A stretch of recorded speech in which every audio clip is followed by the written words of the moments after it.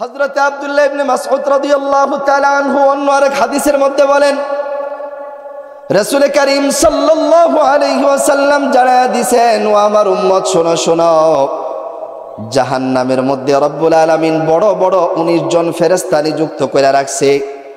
তোমরা কেউ যদি এই 19 জন ফেরেশতার থেকে নাজাত পেতে চাও তাহলে বিসমিল্লাহির রহমানির রহিমের তিলাওয়াত করো, কেননা কাল কিয়ামতের ময়দানে বিসমিল্লাহর মধ্যে রব্বুল আলামিন 19টা হরফ ব্যবহার করেছেন। প্রত্যেকটা হরফ এক একজন ফেরেশতার মোকাবেলায় তোমার জন্য ডাল হিসাবে দাঁড়িয়ে যাবে। এক একটা হরফ এক একটা ফেরেশতার সামনে যায় আপনি আমাকে নাজাতের জন্য তারা ডাল হিসাবে দাঁড়িয়ে যাবে। নবী আলাইহিস সালাতু ওয়াস সালাম আরেক হাদিসের মধ্যে বলছেন, প্রত্যেক ভালো কাজের শুরুতে যদি বিসমিল্লাহ পড়া হয় রব্বুল আলামিন একবার দুইবার নয় 100 গুণ বরকত দান করেন। এই জন্য প্রত্যেকটা ভালো কাজের শুরুতে বিসমিল্লাহ পড়ার দরকার আছে না নাই? মুফাসসিরিনে কেরাম তাফসীরের মধ্যে ঘটনা লেখছে, এক দম্পতির মধ্যে মহিলা আল্লাহওয়ালা ছিল, প্রত্যেক ভালো কাজের শুরুতে সে বিসমিল্লাহ পড়ত, কিন্তু স্বামী এটা পছন্দ করতো না। আমাদের এই যুগেও কিছু নারী পুরুষ এমন আছে, কিছু স্বামীরা এমন আছে, মহিলা নামাজ পড়লে, মহিলা আমল করলে, কোরআন পড়লে স্বামীর কাছে ভালো লাগে না, আছে না নাই? ওই যুগেও মহিলা যখন প্রত্যেকটা ভালো কাজের শুরুতে বিসমিল্লাহ পড়তো স্বামী রাগান্বিত হয়ে যাইত, কটু কথা বলতো। একদিন স্বামী একটা পুটলার মধ্যে কিছু কাঁচা টাকা দিয়া স্ত্রীকে বলতেছে যে এটা খুব সুন্দরভাবে হেফাজত করে রাখবা, আমি যখন চাবো তখন আবার বের করে দিবা। মুসলমান ভাইরা রে আমার, আল্লাহর বান্দি টাকার পুটলাটা নিয়ে সুন্দর করে হেফাজত করেছে। রাতের আধারে দুষ্ট স্বামী স্ত্রী যেই জায়গার মধ্যে টাকার পুটলা রাখছে সেখান থেকে নিয়ে নদীতে ফালাইয়া দিছে। সকালবেলা ডাক দিছে, স্ত্রী তোমাকে যেই টাকার পুটলাটা দিছি সেটা আমাকে বের করে দাও। স্ত্রী সকালবেলা বিসমিল্লাহ বলে যেই সিন্দুকের মধ্যে টাকার পুটলা রাখছে সেখানে হাত দিতেছে। রব্বুল আলামিন ফেরেশতাকে ডাক দেয়া বলে, ও আমার ফেরেশতা যাও যাও, আমার বান্দি বিসমিল্লাহর সাথে আমাকে স্মরণ করছে, ওই সমুদ্র থেকে টাকার পুটলাটা উঠায়া আবার বক্সের মধ্যে রাখা দাও। স্বামী চাইছে বিসমিল্লাহ বলে হাত দিয়া টাকার পুটলা না স্বামীর হাতে দিয়া দিছে। স্বামী আশ্চর্য হয়ে গেছে যে এটা কিভাবে সম্ভব হইল, কিভাবে তুমি পারলা? স্ত্রী বলতেছে, আল্লাহর নাম নিয়ে আমি ওই সিন্ধুকে হাত দিছি, আমি যেই অবস্থায় টাকা রাখছি ওই অবস্থায় আবার পেয়ে গেছি। সুবহানাল্লাহ। স্বামী তখন বলতেছে, এই টাকা তো রাতের বেলা আমি নিয়ে সমুদ্রে ফালাইয়া দিছি, আল্লাহ তাআলা গায়বী মদদ দিয়া এখানে বরকত দিছে, সাহায্য করছে।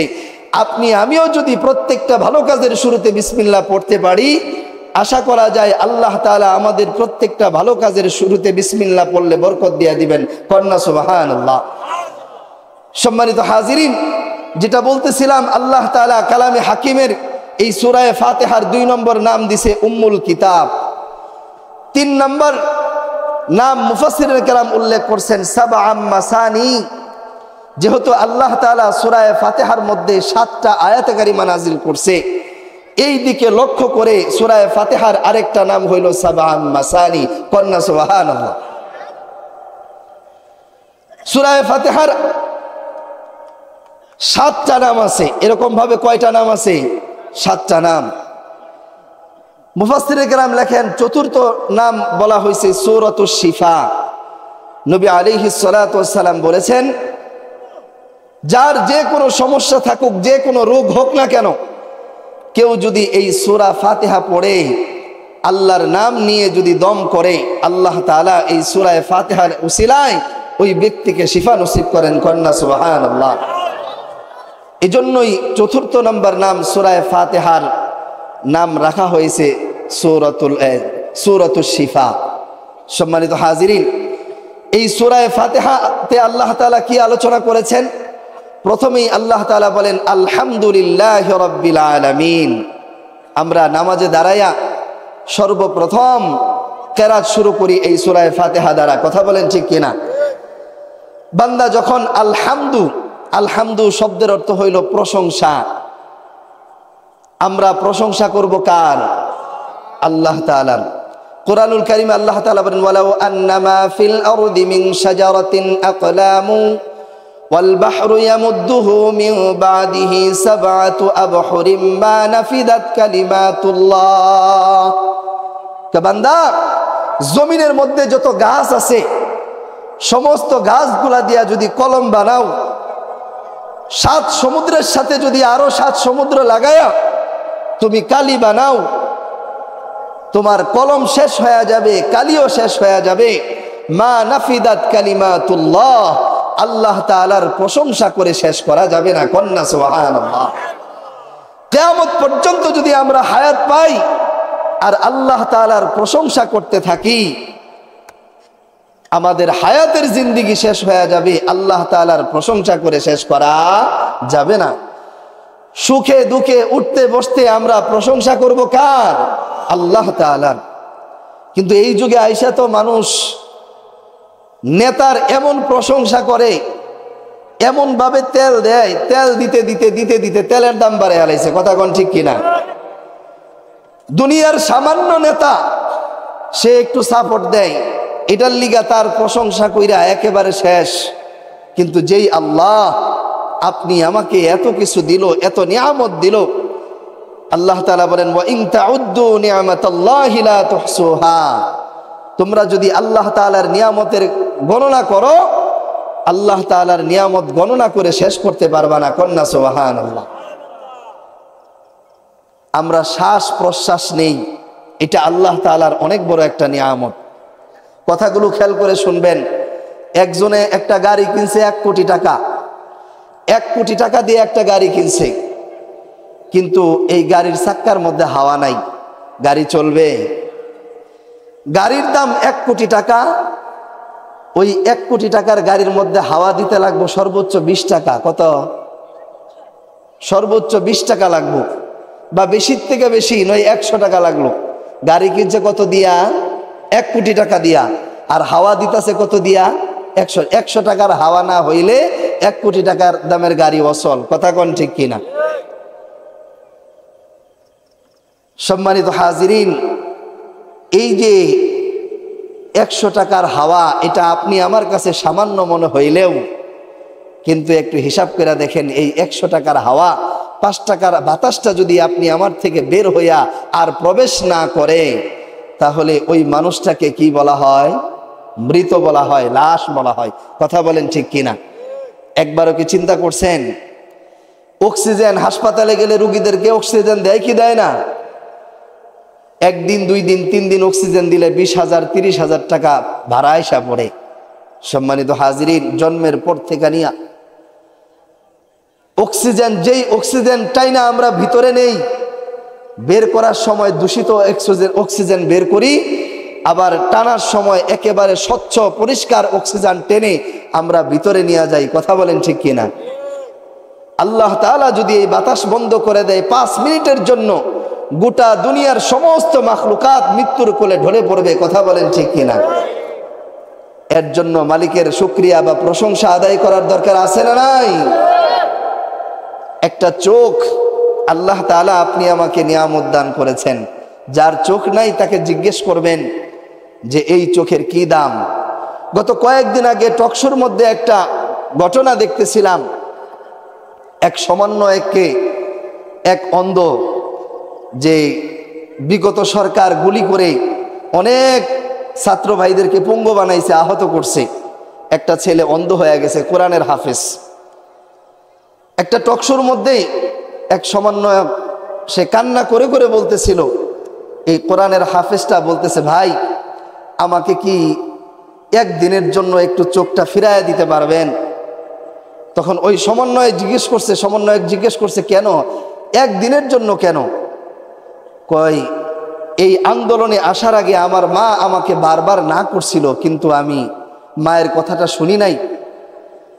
এই আন্দোলনে আসার আগে আমি আর আমার মায়ের চেহারাটাও ভালো করে দেখি নাই। এখন চোখটা অন্ধ হয়ে গেছে, কিন্তু আমার বড় সাধ জাগে আমার মায়ের চেহারাটা আমি দেখব। মুসলমান ভাইরা রে আমার, এই চক্ষু আপনার আমার এত বড় নিয়ামত, এত বড় নিয়ামত। এই চোখ দ্বারা আমরা যেদিকে তাকাই আল্লাহ তাআলার অপূর্ব সৃষ্টিগুলা দেখতে পাই। কথা বলেন ঠিক কিনা? এই চোখ যদি না থাকতো দুনিয়ার সমস্ত নাজ নিয়ামত আমাদের জন্য অভয়ারণ্য হয়ে যেত। কথা বলেন ঠিক কিনা?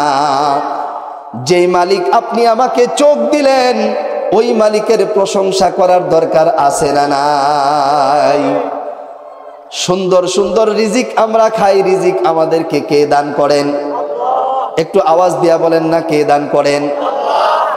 যেই আল্লাহ তাআলা একই জায়গার মধ্যে আপনি আমার জন্য ধান রাখছে, শাক সবজি রাখছে, এক জায়গার মধ্যে আম গাছ, কাঁঠাল গাছ, এক জায়গার মধ্যে লিচু গাছ, ভিন্ন ভিন্ন ফল গাছের মধ্যে কে দিল? আওয়াজ দিয়া বলেন না, কে দিয়েছে?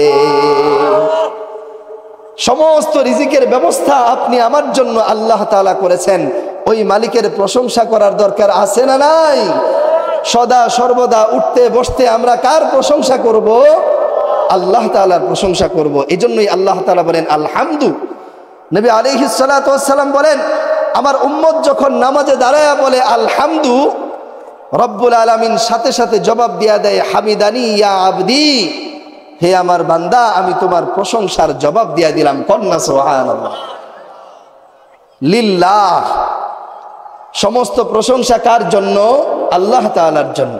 আল্লাহকে কোরআনুল কারীমে আল্লাহ তাআলা বলছেন আল্লাহু লা ইলাহা ইল্লা হুয়াল হাইয়ুল কাইয়্যুম লা তাখুযুহু সিনাতু ওয়ালা নাওম। আপনার আমার মালিক এমন এক মালিক, যেই মালিক কখনো ঘুমানো না, ঘুমের ভানও ধরে না, যিনি চিরঞ্জীব, যিনি চিরস্থায়ী। কথা বলেন ঠিক কিনা? এরপরে শব্দ আনছে রব্বুল আলামিন। রব্বুন, রব কাকে বলা হয়? কোরআনুল কারীমে আল্লাহ তাআলা বলছেন হুয়াল্লাযী ইউহয়ী ওয়া ইউমীত। অন্য জায়গার মধ্যে বলছেন হুয়াল্লাযী খলাকাকুম। রব হচ্ছেন তিনি যিনি আপনি আমাকে জীবন দান করেছেন, যিনি আপনি আমাকে মৃত্যু দিবেন, যিনি আপনি আমাকে রিজিক দিয়েছেন, যিনি আপনি আমাকে অনস্তিত্ব থেকে অস্তিত্ব এনেছেন, তিনিই হলেন আপনি আমার রব। কথা বলেন ঠিক কিনা? আল্লাহ ছাড়া আমাদের আর কোনো রব নাই। আলামিন, যিনি শুধু এক জায়গার রব না, আসমানের উপরে, জমিনের নিচে, আসমানের নিচে, জমিনের উপরে যা কিছু আছে সব জায়গার রব কে? আল্লাহ। এজন্যই আল্লাহ তাআলা বলেন আলহামদুলিল্লাহি রাব্বিল আলামিন। সমস্ত প্রশংসা ওই আল্লাহ তাআলার জন্য যিনি বিশ্ব জগতের প্রতিপালক, সমস্ত জগতের প্রতিপালক। কন্যা সুবহানাল্লাহি ওয়া বিহামদিহি। এর পরের আয়াতের মধ্যে আল্লাহ তাআলা বলেন আর রহমানির রহিম। রহমান যিনি অত্যন্ত দয়ালু, আর রহিম যিনি অতি মেহেরবান। আল্লাহ তাআলার চাইতে দয়ালু মেহেরবান আর কেউ আছে? কেউ নাই। আল্লাহ তাআলা যদি আমাদের প্রতি দয়া না করতেন আমরা কেউ বাঁচতে পারতাম না। সমস্ত জিনিস আল্লাহ তাআলার দয়ায় বেঁচে আছে, সমস্ত জিনিস আল্লাহ তাআলার দয়ায় বেঁচে আছে। কথা বলেন ঠিক কিনা? তাফসীরের কিতাবের মধ্যে লেখে আল্লাহ তাআলার এক গোলাম বাইতুল্লাহর চত্বরে যায়া আল্লাহকে ডাকে লাব্বাইক লাব্বাইক আল্লাহুম্মা লাব্বাইক লাব্বাইক লা শারীকা লাকা লাব্বাইক ইন্নাল হামদা ওয়ান নি'মাতা লাকা ওয়াল মুলক লা শারীকা লাক।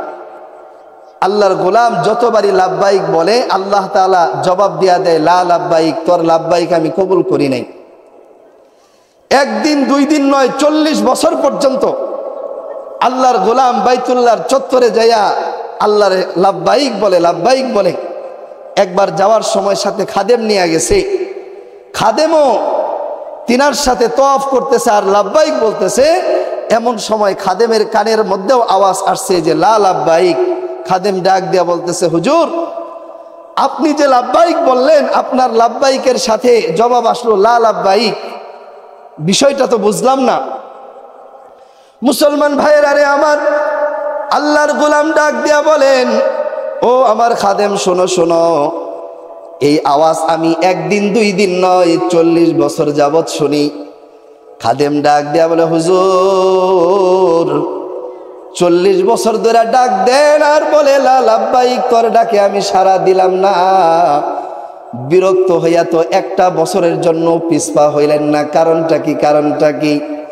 আল্লাহর গোলাম ডাক দেয়া বলে আমার মালিক এমন মালিক আমি ছাড়া আমার মালিকের অন্য আরো বান্দা আছে, কিন্তু আমার মালিক ছাড়া তো আর কোনো মালিক আমার নাই। এই মালিকের দরজা ছেড়ে আমি কোন জায়গার মধ্যে যাব? আল্লাহর গোলাম যখন এই কথা বলছে, রব্বুল আলামিন সাথে সাথে আল্লাহর গোলামের লাব্বাইকের জবাব দিয়া দিছে। আপনার আমার মালিক তো আপনার আমার প্রতি এতটা সহনশীল, এতটা দয়াশীল। 60 বছর পর্যন্ত কত দরজা জানলা লাগায়া গুনাহ করলাম, কত অপরাধ করলাম। বান্দা যখন জিনার গুনার মধ্যে জড়ায় যায় দরজা জানলা বন্ধ কইরা, ওই সময়ও আপনার আমার মালিক সামান্য সময়ের জন্য অক্সিজেন বন্ধ করে দেয় না। রব্বুল আলামিন যদি চাইতেন, বান্দা তুই নাফরমানি করতেছিস, তোর অক্সিজেন বন্ধ করে দিলাম, তোর হায়াত আমি এখানে শেষ করে দিলাম। রব্বুল আলামিন তাকায়া থাকে, দেখিনি আমার বান্দা কখন আমারে ডাক দিবে, আমি আমার রহমান আর রহিম নামের গুণ নিয়ে তাদের সামনে যায় হাজির হয়ে যাব। বান্দা আল্লাহকে ডাক দিতে দেরি হয়, আল্লাহ তাআলা বান্দার ডাকে সাড়া দিতে দেরি করেন না। যে যত বড় পাপী হোক না কেন, 2 ফোঁটা চোখের পানি ফালায়া যদি মালিককে ডাক দেয় রহমান রহিম, বড় অপরাধ করে ফেলছি, চোখের পানি নাকের ডোগায় আসা আগেই রব্বুল আলামিন ওই বান্দার জীবনের সমস্ত গুনাহগুলো মাফ করে দেন। বাদশাহ হারুন রশিদ রহমাতুল্লাহি আলাইহি পৃথিবী বিখ্যাত একজন বাদশা ছিলেন, সাধারণ কোনো বাদশা না। হযরতে ওমর ফারুক রাদিয়াল্লাহু তাআলা আনহুর রাষ্ট্র ব্যবস্থা যতটুকুন ছিল, যতটুকুন সীমানা ছিল, বাদশাহ হারুন রশিদ রহমাতুল্লাহি আলাইহির শাসন ব্যবস্থার আয়তন ওই পরিমাণ ছিল। বাদশাহ হারুন রশিদ রহমাতুল্লাহি আলাইহির 16 বছরের একটা সন্তান ছিল, যেই সন্তান মাঝে মধ্যেই এরকম কোরআনের মজলিসে যাইতো, উলামায়ে কেরামের সোহবতে যাইতো, কোরআনের কথাগুলো শুনতো, নবী আলাইহিস সালাতু ওয়াস সালামের বাণীগুলো শুনতো। কোরআনের কথাগুলো শুনে, নবী আলাইহিস সালাতু ওয়াস সালামের বাণীগুলো শুনে তার দিলের অবস্থা পরিবর্তন হয়ে গেছে। দুনিয়ার প্রতি তার অনাসক্ত চলে আসছে, দুনিয়ার প্রতি তার প্রেম ভালোবাসা দূর হয়ে গেছে, দুনিয়ার মোহাব্বত তার দিল থেকে বের হয়ে গেছে। একদিন ময়লাযুক্ত কাপড় নিয়ে বাদশাহ হারুন রশিদ রহমাতুল্লাহি আলাইহির এই সন্তান বাবা মন্ত্রীদেরকে নিয়ে মিটিং করতেছে, এখানে ঢুকে গেছে। ময়লা কাপড় নিয়ে কি মন্ত্রী মহোদয়দের এই মিটিংয়ে যাওয়া যায়? সংসদ ভবনে যাওয়া যায়? যাওয়া যায় না। এই ময়লা কাপড় দেখা এক মন্ত্রী ডাক দিয়া বলতেছে, কাম সারছে, আজকে আমাদের বাদশার ইজ্জত একেবারে শেষ। বাদশার সন্তান হইয়া ময়লা কাপড় নিয়ে আসে এই মিটিংয়ের মধ্যে ঢুকে গেছে। এই আওয়াজটা বাদশার কানের মধ্যে চলে গেছে। বাদশাহ সন্তানকে ডাক দিয়া বলে, রে সন্তান, তোমার তো টাকা পয়সার অভাব নাই, কাপড় চোপড়ের অভাব নাই, কোনো কিছুর অভাব নাই, তোমার অবস্থা এমন কেন? 16 বছরের সন্তান ডাক দিয়া বলে, বাবা আপনার কাছে আমি বিদায় নেওয়ার জন্য আসছি। এই রাজপ্রাসাদে আমি আর থাকবো না, এই রাজপ্রাসাদ আমি চাই না, দুনিয়া আমি চাই না। এই যে বের হয়ে গেলাম, ওই মিটিংয়ের মধ্যেই পিতার কাছ থেকে বিদায় নিয়ে সন্তান বের হয়ে গেছে। বের হওয়ার সময় একটা কোরআন শরীফ আর একটা আংটি নিয়ে বের হইয়া বসরাতে সফর করছে, বসরায় চলে আসছে। জীবন যাপন করবে, খাবে কি? বাজারের মধ্যে কামলারা কাজ করার জন্য বাংলাদেশের বিভিন্ন জায়গার মধ্যে বাজারে জড়ো হয় কি হয় না? বাজারের মধ্যে জড়ো হয়, সেখান থেকে যার রাজমিস্ত্রি দরকার রাজমিস্ত্রি নিয়ে যায়, যার ধানের কামলা দরকার ধানের কামলা নিয়ে যায়, নেয় কি নেয় না? বাজারের মধ্যে বৈশা বৈশা কালামে হাকিমের তিলাওয়াত করতেছে। আর ওই যুগের বসরার সবচাইতে বড় আল্লাহওয়ালা আবু আমির রহমাতুল্লাহি আলাইহি বাড়ির দেয়াল ভেঙে গেছে, রাজমিস্ত্রি নেওয়ার জন্য বাজারে চলে আসছে। আয়সা দেখে কোনায় বৈশা বৈশা একটা সন্তান সুন্দর করে কালামে হাকিমের তিলাওয়াত করে, বড় আবেগ নিয়া, বড় প্রেম আর মোহাব্বত নিয়া। চেহারার দিকে তাকায় দেখে এটা সাধারণ কোনো ঘরের সন্তান নয়, এটা নিঃসন্দেহে কোনো বড় ঘরের সন্তান হবে। ডাক দেয়া বলে, রে সন্তান, আমার বাড়িতে দেয়াল ভেঙে গেছে, এটাকে মেরামত করার জন্য তুমি যাবানি? কই যাইতে পারি, তবে শর্ত আছে। কয় কি শর্ত? কয় যখন নামাজের সময় হবে ওই সময় আমি কোনো কাজ করতে পারবো না। সুবহানাল্লাহি ওয়া বিহামদিহি। আর আমগর সব উল্টা, নামাজ কালাম যেটা মনে যেদিকে মনে সেদিকে জাগা, কাম আগে টাকা আগে, কথা কোন ঠিক কিনা? আর আমগর মালিকরা যদি এই নামাজের শর্ত দেওয়া হয়, ওই মালিক আমগরে কাজেই নিব না। কথা কোন ঠিক কিনা? এই যুগের মালিকরা এত বড় জালেম। কথা কোন ঠিক কিনা? আগে শর্ত দিছে যে আমি ইবাদত করব, নামাজ পড়ব, এমন সময় অন্য কোনো কাজ করতে পারবো না, শর্ত মাইনা নিছে। এরপরে বলছে পারিশ্রমিক, পারিশ্রমিক এক দেড়হাম, এক দানিক দিতে হবে। এক দানিক বলা হয় এক দেড়হামের 6 ভাগের 1 ভাগকে। এক দেড়হাম এক দানিক পারিশ্রমিক, এর বেশি আমি চাই না। বাড়িতে নিয়ে গেছে, আল্লাহর গোলাম কাজ শুরু করছে। সন্ধ্যার সময় আবু আমের রহমতুল্লাহি আলাইহি আইসা দেখে এই একজন ছেলে 10 জন শ্রমিকের সমান কাজ করছে। কন্যা সুবহানাল্লাহ। কাজ বেশি করলে মালিক খুশি হইয়া পারিশ্রমিক বেশি দেয় কি দেয় না? খুশি হইয়া 3 দেড়হাম পারিশ্রমিক দিছে। বলছে যে না, আমার যেটা প্রাপ্য সেটাই দেন, বেশি পারিশ্রমিক আমি চাই না। তিনার একটা হিসাব ছিল, তিনি সপ্তাহে 1 দিন কাজ করতেন আর 6 দিন নীরবে নিবৃতে বৈশা বৈশা আল্লাহকে ডাকতেন। কন্যা সুবহানাল্লাহ। আর আমগর বছরে 365 দিন কাজ করি, মসজিদে যাওয়ার সময় নাই। যদি বলা হয় তবলিগে 3 দিনে যান, সেটারও সময় নাই। বছরে 40 দিন, সেটারও সময় নাই।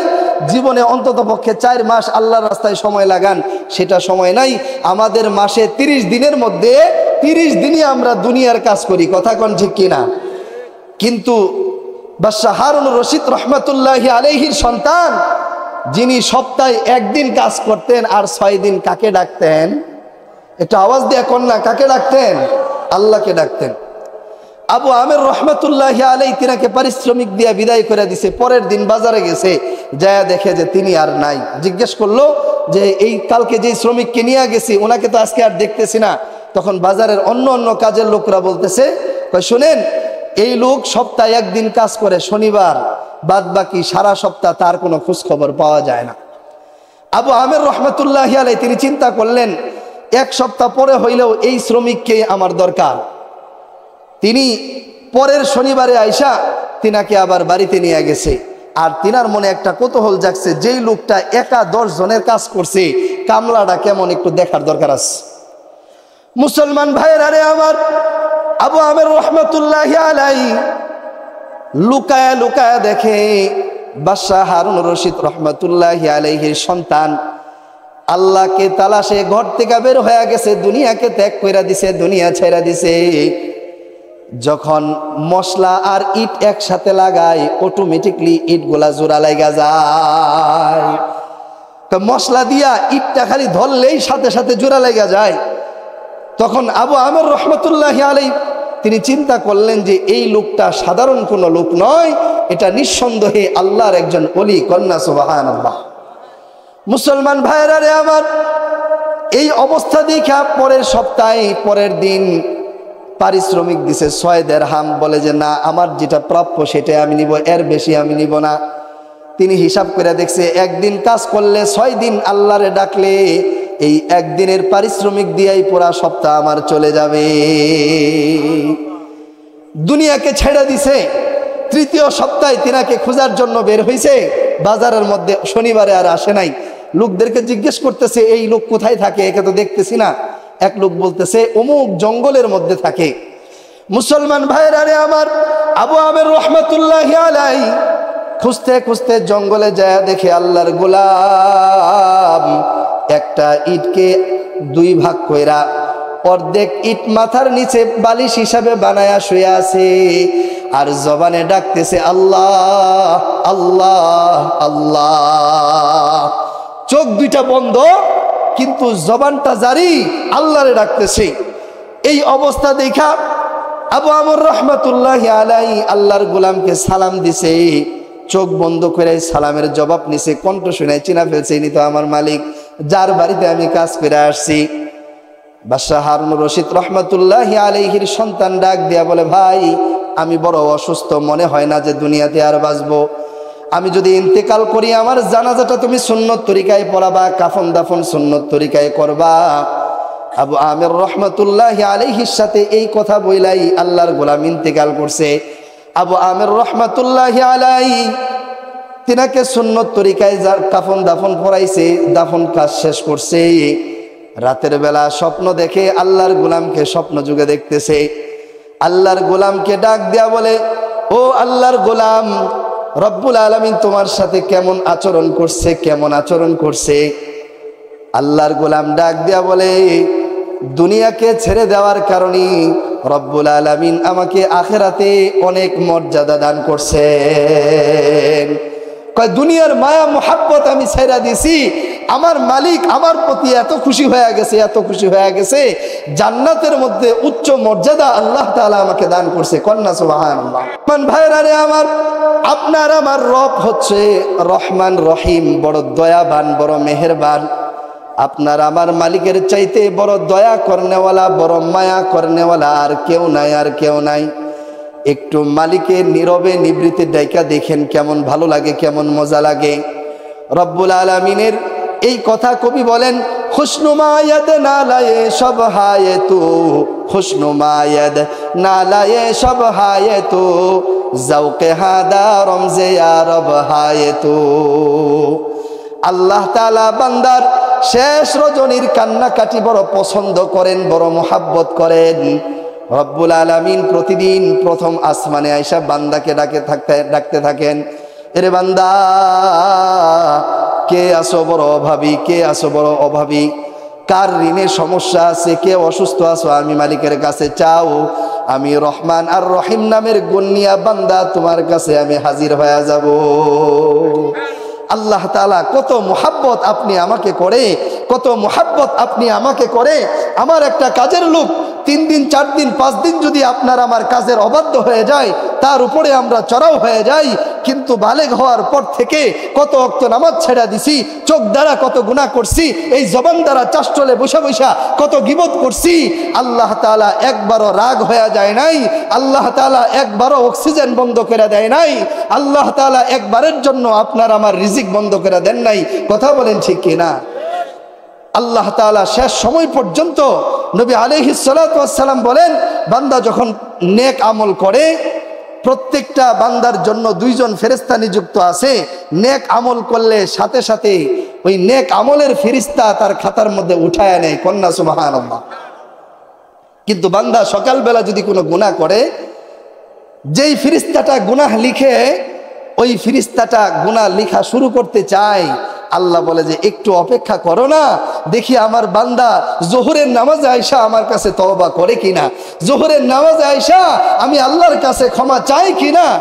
জোহরে ক্ষমা চাই নাই, ফেরেশতা লেখা শুরু করবে, এমন সময় আল্লাহ ডাক দেয়া বলে একটু অপেক্ষা করো না, আমার বান্দা হয়তো আসরে আইসা আমার কাছে তওবা করবে, আমি তাকে ক্ষমা করে দিব।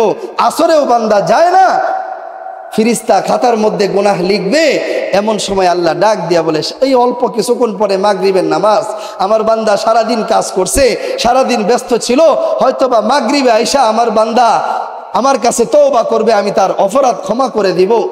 এরকম করতে করতে 5 ওয়াক্ত নামাজ পর্যন্ত ওই ফেরেশতাকে আল্লাহ তাআলা অপেক্ষা করান। যখন বান্দা তওবা না করে, তখন এই এত লম্বা সময় বিলম্ব করার পরে যেই ফেরেশতাটা গুনাহ লেখে, ওই ফেরেশতাটা গুনাহ লেখে।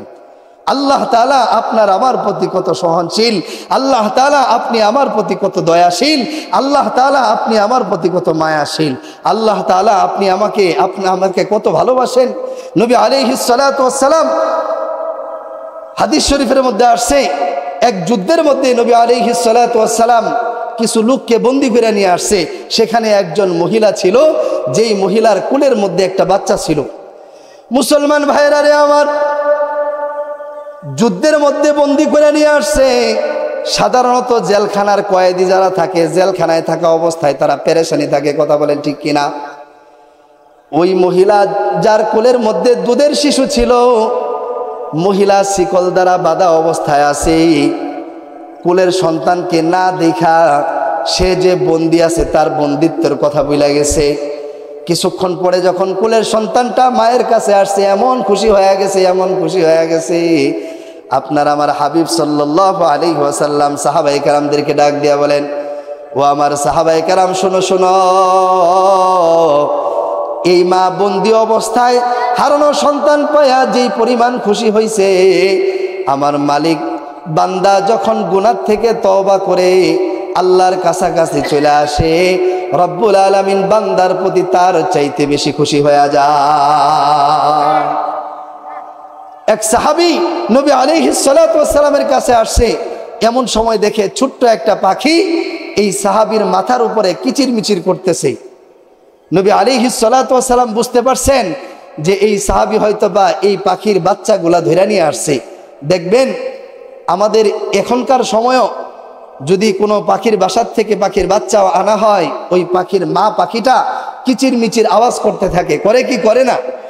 নবী আলাইহিস সালাতু ওয়াস সালাম সাহাবীকে বললেন, তুমি কি এই পাখির বাচ্চাগুলো বাসায় নিয়ে আসছো? সাহাবী বললেন যে হ্যাঁ ইয়া রাসূলুল্লাহ, ইয়া হাবিবাল্লাহ, আমি এই পাখির বাচ্চাগুলো ধরে নিয়ে আসছি। নবী আলাইহিস সালাতু ওয়াস সালাম বলেন, যাও এই পাখির বাচ্চাগুলোকে ছেড়ে দিয়ে আসো। আপনার আবার হাবিব সাল্লাল্লাহু আলাইহি ওয়াসাল্লাম বলেন, ও আমার সাহাবায়ে কেরাম, শোনো শোনো, এই মা পাখিটা তার সন্তানকে পাইয়া যেই পরিমাণ খুশি হয়েছে, আপনার আমার মালিক হারানো বান্দা, যেই বান্দা আল্লাহকে ছাইরা দুনিয়ার পথে চলে গেছে, গুনাহের পথে চলে গেছে, যেই বান্দা আল্লাহকে ছাইরা সে গুনাহের মজলিসে বসে গেছে, ওই বান্দা যখন আল্লাহর কাছে আসে, ওই বান্দা যখন আল্লাহর কাছে তওবা করে, আপনার আমার মালিক তার চাইতে বেশি খুশি হয়ে যায়। কন্যা সুবহানাল্লাহ। এজন্যই রব্বুল আলামিন বলছেন আর রহমানির রহিম, যে বান্দা আমার চাইতে বড় রহমওয়ালা, আমার চাইতে বড় দয়াওয়ালা দুনিয়ার মধ্যে আর কেউ নাই, আর কেউ নাই, আর কেউ নাই। আপনি আমি বিপদে পইরা আল্লাহকে ডাইকা দেখি না যে আল্লাহ তাআলা কিভাবে আপনি আমাকে সাহায্য করেন, আল্লাহ তাআলা কিভাবে আপনি আমাকে মদদ দান করেন। কন্যা সুবহানাল্লাহি ওয়া বিহামদিহি। সম্মানিত হাজিরিন, আপনার আমার হাবিব সাল্লাল্লাহু আলাইহি ওয়াসাল্লামের উপরে এই কোরআন আল্লাহ তাআলা নাজিল করেছেন। এমন একজন মানুষের উপরে আল্লাহ তাআলা এই কোরআন নাজিল করেছেন, যিনি দুনিয়ার সমস্ত সৃষ্টিজীবের জন্য ছিলেন রহমত, দুনিয়ার সমস্ত সৃষ্টিজীবের জন্য ছিল বরকত। কন্যা সুবহানাল্লাহ। আল্লাহ তাআলা কোরআনুল কারীমে বলছেন, ওয়ামা আরসালনাকা ইল্লা রাহমাতাল লিল আলামিন। আসমানের নিচে জমিনের উপরে যা কিছু আছে সমস্ত সৃষ্টিজীবের জন্য আপনার আমার হাবিবকে রহমত হিসাবে পাঠাইছেন। কন্যা সুবহানাল্লাহ। কেমন রহমত! আপনার আমার হাবিব যখন রাস্তায় হাইটা যাইতো, গাছগুলো আপনার আমার নবী আলাইহিস সালাতু ওয়াস সালামকে সালাম দিত। কন্যা সুবহানাল্লাহ। পাথর আপনার আমার হাবিব সাল্লাল্লাহু আলাইহি ওয়াসাল্লামের সাথে কথা বলতো। উটগুলো আপনার আমার হাবিব সাল্লাল্লাহু আলাইহি ওয়াসাল্লামের সাথে কথা বলতো। মিশকাত শরীফের হাদিসের মধ্যে আসছে, নবী আলাইহিস সালাতু ওয়াস সালাম একবার রাস্তায় বের হইছে, এমন সময় একটা জীর্ণ শীর্ণ উট আল্লাহর কাছে দোয়া করতেছে, আল্লাহ জবানটা একটু খুইলা দাও না, তোমার বন্ধুর সাথে আমি একটু কথা বলি। মুসলমান ভাইরা রে আমার, রব্বুল আলামিন ওই উটের জবানকে খুইলা দিছে, ওই উটের জবানকে খুইলা দিছে। উট আপনার আমার হাবিব সাল্লাল্লাহু আলাইহি ওয়াসাল্লামকে ডাক দিয়া বলে, ইয়া রাসূলুল্লাহ, ইয়া হাবিবাল্লাহ, আমার মালিক আমাকে যেই পরিমাণ পরিশ্রম করায়, ওই পরিশ্রম অনুযায়ী আমাকে খাবার দেয় না, আপনি একটু বইলা দেন না আমার মালিক যেন আমাকে পরিশ্রম অনুযায়ী খাবার খাওয়ায়। আপনার আমার হাবিব সাল্লাল্লাহু আলাইহি ওয়াসাল্লাম তৎক্ষণাৎ মালিককে ডাকায়া বলতেছে, এরে উটের মালিক, শোনো শোনো, আজকের পর থেকে যেই পরিমাণ পরিশ্রম করাবা, ওই পরিশ্রম অনুযায়ী এই উটটাকে তুমি খাবার দিবা। এই উটও আপনার আমার নবীর জন্য ছিল রহমত, সমস্ত সৃষ্টিজীবের জন্য ছিল বরকত। কন্যা সুবহানাল্লাহ। হযরতে আবু হুরায়রা রাদিয়াল্লাহু তাআলা আনহু আসহাবে সুফফার মধ্যে বৈশা বৈশা নবী আলাইহিস সালাতু ওয়াস সালামের কাছ থেকে কোরআন এবং হাদিসগুলো শিখতেন। তিনি নবী আলাইহিস সালাতু ওয়াস সালামের মজলিসে এমনভাবে বসতেন, ক্ষুধার যন্ত্রণায় ছটফট করতেন, তারপরেও নবী আলাইহিস সালাতু ওয়াস সালামের মজলিস ত্যাগ করতেন না। এজন্যই সমস্ত সাহাবায়ে কেরামের মধ্যে সবচেয়ে বেশি হযরতে আবু হুরায়রা হাদিস রাওয়ায়াত করছেন, 5000 হাদিস রাওয়ায়াত করছেন। কন্যা সুবহানাল্লাহ। হযরতে আবু হুরায়রা রাদিয়াল্লাহু তাআলা আনহুর একবার অত্যন্ত ক্ষুধা লেগে গেছে। ক্ষুধার যন্ত্রণা সহ্য করতে না পাইরা আসহাবে সুফফার দরজার মধ্যে বৈশা বৈশা যখনই সাহাবায়ে কেরাম আসহাবে সুফফার থেকে বের হয়, তখন কোরআনুল কারীমের বরকতের আয়াতগুলা তেলাওয়াত করে শোনায়।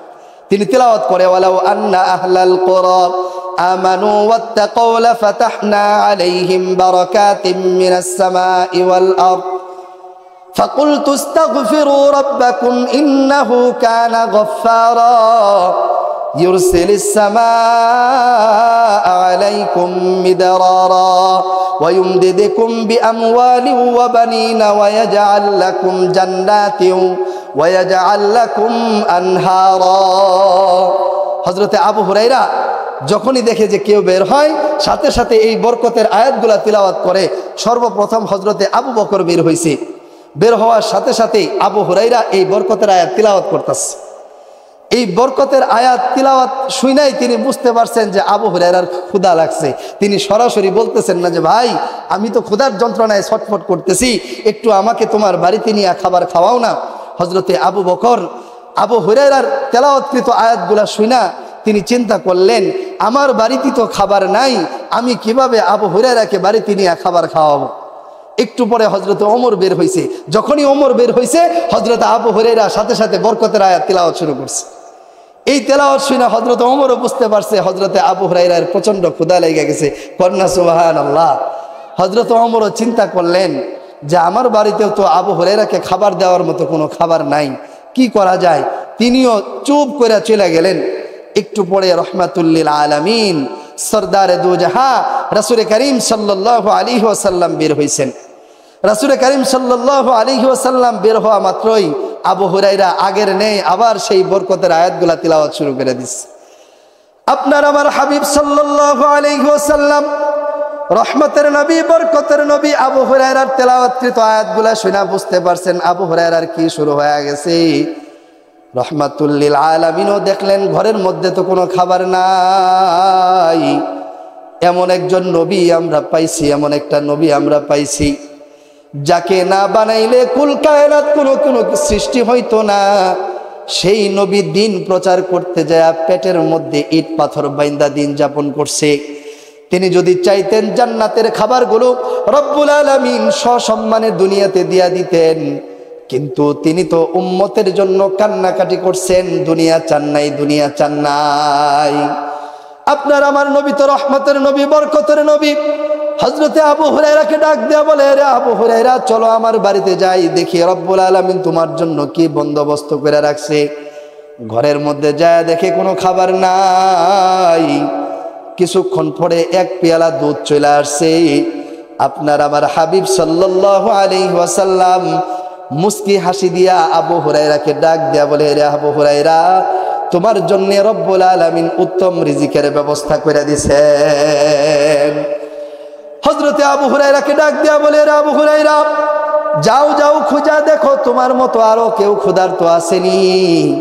হযরতে আবু হুরায়রা মনে মনে চিন্তা করলেন এক পেয়ালা দুধ আসছে, এই এক পেয়ালা দুধ পান করলে তো আমারই পেট ভরবো না, অন্যকে খুঁজতে গেলে তো আমার ভাগের মধ্যে কমে চলে আসবে। মনে মনে এই চিন্তা করতেছে, কিন্তু নবী আলাইহিস সালাতু ওয়াস সালাম তো নির্দেশ দিয়ে দিয়েছেন।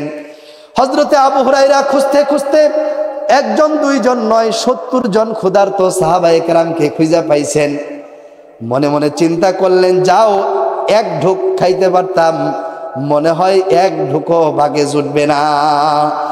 হযরতে আবু হুরায়রা রাদিয়াল্লাহু তাআলা আনহু 70 জন সাহাবায়ে কেরামদেরকে পয়গম্বরের কাছে নিয়ে আসছে, সকলেই সিরিয়াল ধরে দাঁড়াইছে। হযরতে আবু হুরায়রা একটু চালাকি করে সামনে যেয়ে দাঁড়ায় গেছে। এমন সময় আপনার আমার হাবিব সাল্লাল্লাহু আলাইহি ওয়াসাল্লাম হযরতে আবু হুরায়রাকে ডাক দেয়া বলে, আবু হুরায়রা এদিকে আসো, এই যে দুধের পেয়ালা নিয়ে যাও, দুধের পেয়ালা নিয়ে তুমি মেহমানদারি করাও। হযরত আবু হুরায়রা রাদিয়াল্লাহু তাআলা আনহু বলতেছে, কই এই হাহিদারির জিম্মাদারি আমারে দিছে। যারা হাহিদারি করে সাধারণত অধিকাংশ সময় তারা ভাগে কম পড়ে, কথা কোন ঠিক কিনা। এমনিই তো ক্ষুধা লাগছে, তার মধ্যে আবার দিছে হাহিদারি, আল্লাহই জানে শেষে কি অবস্থা হয়। মুসলমান ভাইয়েরা রে আমার, আপনার আমার নবী তো রহমতের নবী, আপনার আমার নবী তো বরকতের নবী। আবু হুরায়রাকে বলে, রে আবু হুরায়রা দুধের পেয়ালা নিয়ে আমার সাহাবীর মুখের কাছে ধরবা, যতক্ষণ পর্যন্ত আমার ক্ষুধার্ত সাহাবী মুখ না সরাবে ততক্ষণ পর্যন্ত দুধের পেয়ালা তুমি টান দিবা না। হযরতে আবু হুরায়রা রাদিয়াল্লাহু তাআলা আনহু একজন একজন করে দুধ পান করায়, সাহাবায়ে কেরাম তৃপ্তি সহকারে পান করছে। একে একে 70 জন সাহাবী পান করছে, শেষে আবু হুরায়রাও পান করছে। হযরতে আবু হুরায়রা বলেন, যেই পরিমাণ দুধ পেয়ালার মধ্যে ছিল সবগুলো মানুষ তৃপ্তি সহকারে খাওয়ার পরেও ওই পরিমাণ দুধ পেয়ালায় রয়ে গেছে। আপনার আমার নবী রহমতের নবী, আপনার আমার নবী বরকতের নবী। মুসলমান ভাইয়েরা আমার, তিরমিজি শরীফের হাদিসের মধ্যে আসছে, হযরতে জাবের ইবনে আব্দুল্লাহ রাদিয়াল্লাহু তাআলা আনহু, পিতাও সাহাবী সন্তানও সাহাবী, উহুদ যুদ্ধের সময় নবী আলাইহিস সালাতু ওয়াস সালাম ঘোষণা করছে, ও আমার সাহাবায়ে কেরাম, চলো না যুদ্ধের ময়দানে যাইতে হবে। তাবুক যুদ্ধের সময় নবী আলাইহিস সালাতু ওয়াস সালাম ঘোষণা করছে যে তাবুক যুদ্ধে যাইতে হবে। আপনার আমার হাবিব সাল্লাল্লাহু আলাইহি ওয়াসাল্লাম সাহাবায়ে কেরামদেরকে ঘোষণা করলেন।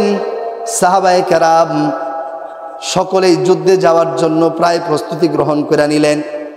পিতা পুত্র হযরতে আব্দুল্লাহ রাদিয়াল্লাহু তাআলা আনহু যুদ্ধে যাবে, হযরতে জাবের রাদিয়াল্লাহু তাআলা আনহু যুদ্ধে যাবে।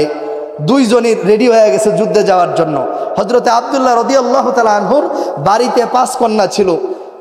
পিতা সন্তানকে ডেকে বলতেছে, সন্তান তুমি তো বয়স কম, পরবর্তীতে তুমি যুদ্ধে যাইতে পারবা, তুমি এক কাজ করো, আমি যদি যুদ্ধের ময়দানে শাহাদত বরণ করিও, তুমি তোমার বোনদেরকে দেখে রাখবা, তাদের বিবাহ শাদীর ব্যবস্থা করবা, তুমি বাড়িতে চলে যাও।